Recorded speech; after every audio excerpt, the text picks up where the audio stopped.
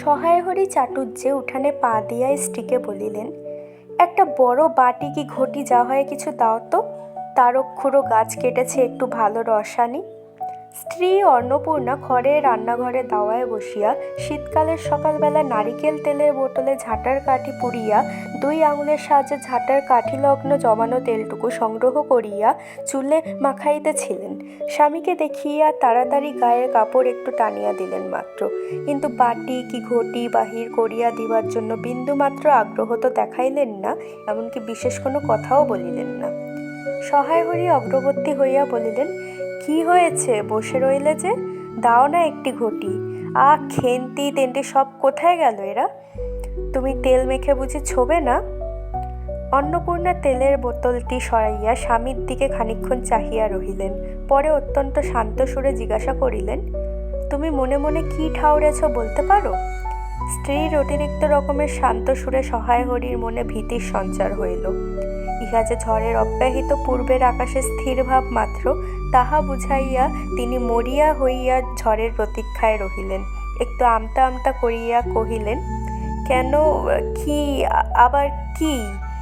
অন্নপূর্ণা পূর্বাপেক্ষাও শান্ত সুরে বলিলেন, দেখো, রঙ্গ করো না বলছি, ন্যাকামি করতে হয় অন্য সময় করো। তুমি কিছু জানো না, কি খোঁজ রাখো না?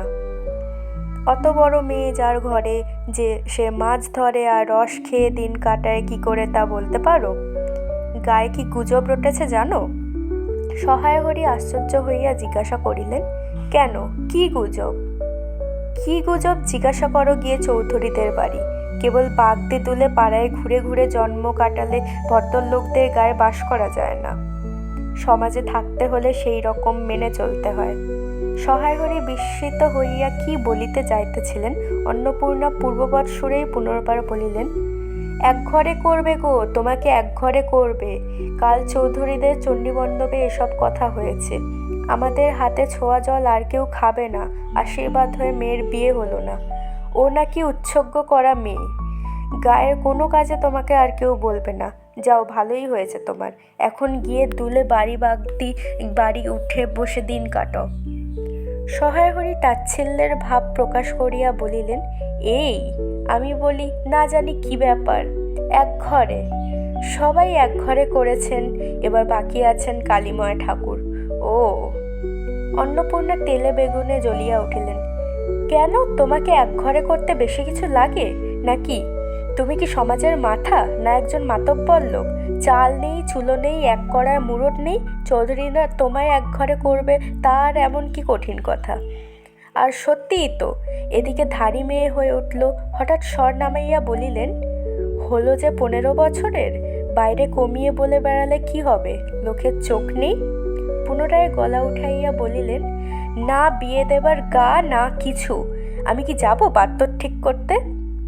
সশরীরে যতক্ষণ স্ত্রীর সম্মুখে বর্তমান থাকিবেন, স্ত্রীর গলার সুর ততক্ষণ কমিবার কোনো সম্ভাবনা নাই বুঝাইয়া সহায়হরি দাওয়া হইতে তাড়াতাড়ি একটি কাঁসার বাটি উঠাইয়া লইয়া খিড়কির দুয়ার লক্ষ্য করিয়া যাত্রা করিলেন।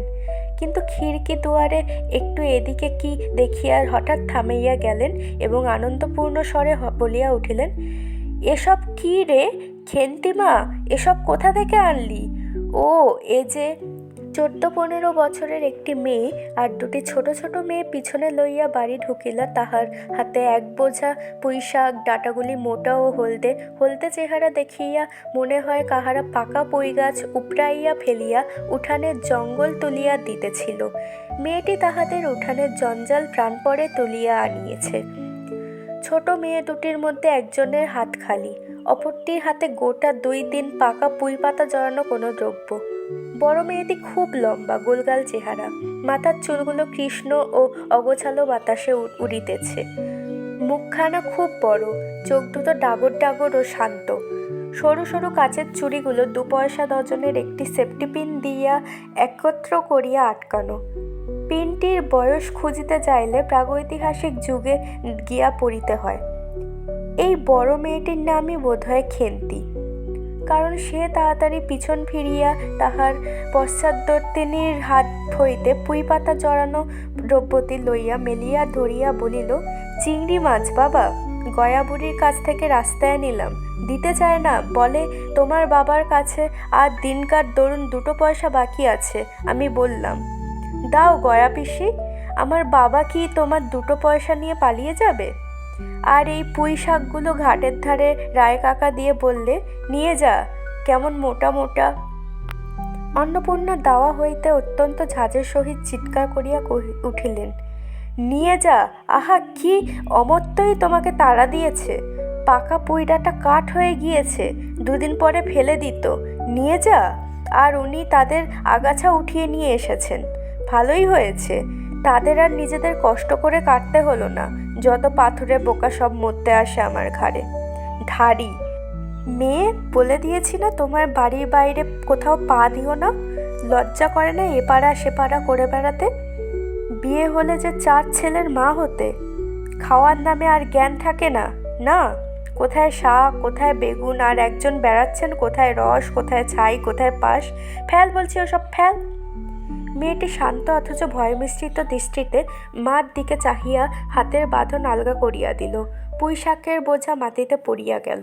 অন্নপূর্ণা বকিয়া চলিলেন, যা তো রাধি, ও আপদগুলো টেনে খিড়কির পুকুরে ধারে ফেলে দিয়ে আয় তো।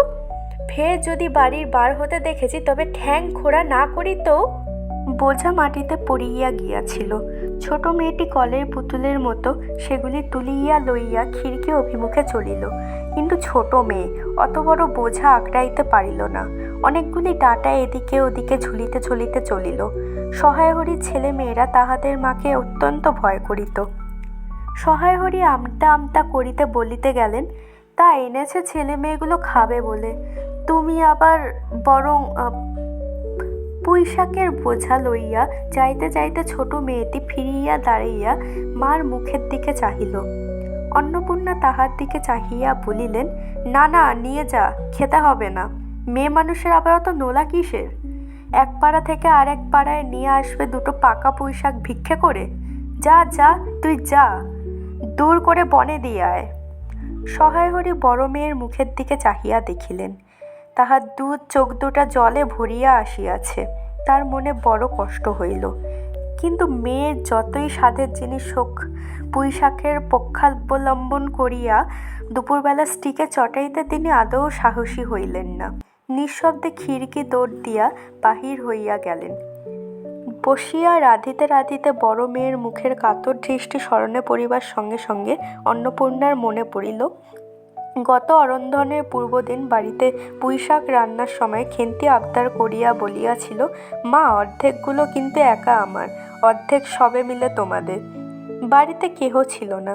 তিনি নিজে গিয়া উঠানের ও খিড়কি দোরের আশেপাশে যে ডাঁটা পড়িয়াছিল সেগুলি কুড়াইয়া লইয়া আসিলেন। বাকিগুলো কুড়ানো যায় না, ডোবার ধারে ছাই গাদায় ফেলিয়া দিয়াছে। কুচো চিংড়ি দিয়া এই রূপে চুপি চুপিই পুঁই শাকের তরকারি রাঁধিলেন। দুপুরবেলা খেন্তি পাতে পুঁই শাকের চচ্চড়ি দেখিয়া বিস্ময় ও আনন্দপূর্ণ দাগর চোখে মায়ের দিকে ভয়ে ভয়ে চাহিল। 2-1বার এদিকে ওদিকে ঘুরিয়া আসিতেই অন্নপূর্ণা দেখিলেন উক্ত পুঁই শাকের একটুরাও তাহার পাতে পড়িয়া নেই। পুঁই শাকের উপর তাহার এই মেয়েটির কিরূপ লোভ তাহা তিনি জানিতেন। জিজ্ঞাসা করিলেন, কি রে খেন্তি, আর একটু চচ্চড়ি দিই? খেন্তি তৎক্ষণাৎ ঘাড় নাড়িয়া এ আনন্দজনক প্রস্তাব সমর্থন করিল। কি ভাবিয়া অন্নপূর্ণার চোখে জল আসিল। চাপিতে গিয়া তিনি চোখ উঁচু করিয়া চালের বাটায় গোজা ডালা হইতে শুকনো লঙ্কা পাড়িতে লাগিলেন।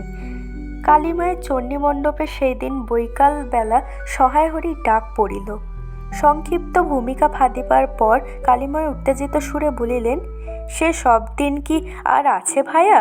এই ধরো কেষ্ট মুখুজ্জে, স্বভাব নইলে পাত্র দেব না, স্বভাব নইলে পাত্র দেব না করে কি কাণ্ডটাই করিলে। অবশেষে কিনা হরির ছেলেটাকে ধরে পড়ে মেয়ের বিয়ে দেয় তবে রক্ষে। তার কি স্বভাব! রাম বলো, 6-7 পুরুষে ভঙ্গ, পচা ক্ষত্রিয়। পরে সুর নরম করিয়া বলিলেন, তা সমাজের সেসব শাসনের দিন কি আর আছে? দিন দিন চলে যাচ্ছে, বেশি দূর যাই কেন? এই যে তোমার মেয়েটি 13 বছরের। সহায়হরি বাধা দিয়া বলিতে গেলেন, এই শ্রাবণে 13 আহা হা, 13 আর 16 তফাৎ কিসের শুনি? 13 আর 16 তফাৎটা কিসের?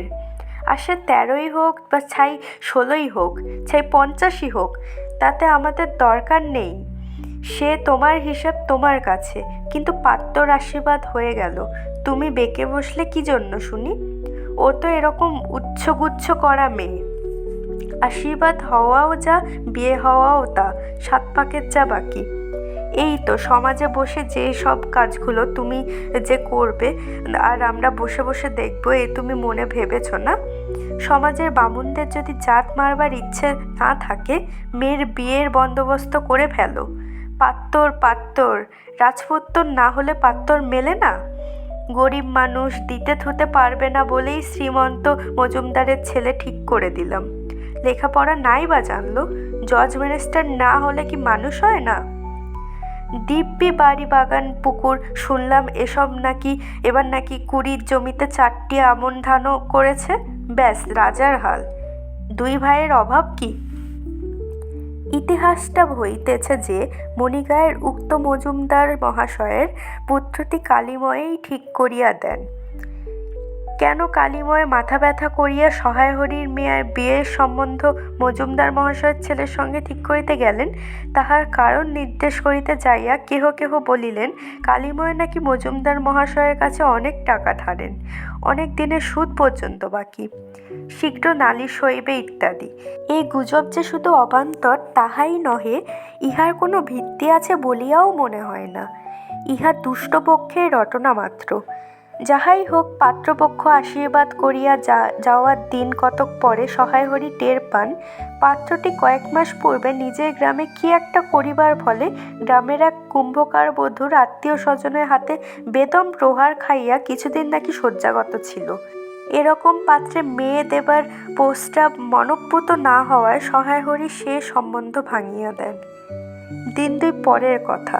সকালে উঠিয়া সহায় হরি উঠানে বাতাবি লেবু গাছের ফাঁক দিয়া যেটুকু নিতান্ত কচিরাঙা রৌদ্র আসিয়াছিল তাহারই আতপে বসিয়া আপন মনে তামাক টানিতেছিলেন। বড় মেয়ে খেন্তি আসিয়া চুপি চুপি বলিল, বাবা যাবে না? মা ঘাটে গেল। সহায় হরি একবার বাড়ির পাশে ঘাটের পথের দিকে কি জানি কেন চাহিয়া দেখিলেন। পরে নিম্নস্বরে বলিলেন, যা শিগগির শাবলখানা নিয়ে আয় দেখি। কথা শেষ করিয়া তিনি উৎকণ্ঠার সহিত জোরে জোরে তামাক টানিতে লাগিলেন এবং পুনরায় একবার কি জানি কেন খিড়কির দিকে সতর্ক দৃষ্টি নিক্ষেপ করিলেন। ইতিমধ্যে প্রকাণ্ড ভারী একটা লোহার শাবল 2 হাত দিয়া আঁকড়াইয়া ধরিয়া খেন্তি আসিয়া পড়িল। তারপরে পিতা পুত্রীতে সন্তর্পণে সম্মুখের দরজা দিয়া বাহির হইয়া গেল। ইহাদের ভাব দেখিয়া মনে হইতেছে ইহারা কাহারও ঘরে শীত দেবার উদ্দেশ্যে চালিয়াছে। অন্নপূর্ণা স্নান করিয়া সবে কাপড় ছাড়াইয়া উনুন ধরাইবার জোগাড় করিতেছেন। মুখুজ্জে বাড়ির ছোট খুকি দুর্গা আসিয়া বলিল, খুড়িমা, মা বলে দিলে খুড়িমাকে গিয়ে বল মাছ হবে না, তুমি আমাদের নবান্নটা মেখে আর একটু ইঁতুর ঘরগুলো বার করে দিয়ে আসবে।